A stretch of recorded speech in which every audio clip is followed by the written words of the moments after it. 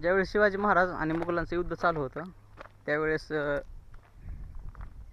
नेताजी पालकर आणि शिवाजी महाराज यांच्यामध्ये युद्धावरून काहीतरी वाद झाला असेल किंवा काही मतभेद झाले असतील.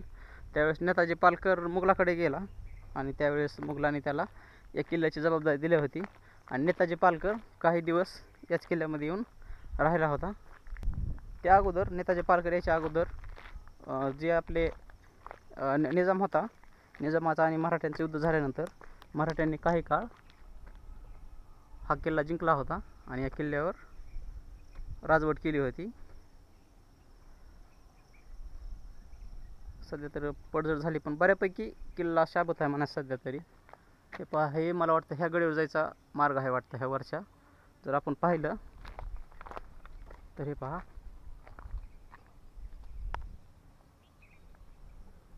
हे किल्ल्याच्या आपण आतील बाजूला आहोत. हे जर तुम्ही पाहिलं समोर तरी आतील बाजू आहे. तर आपण वर गडीवरती जाऊन पाहू कसं आहे काय नाही ते.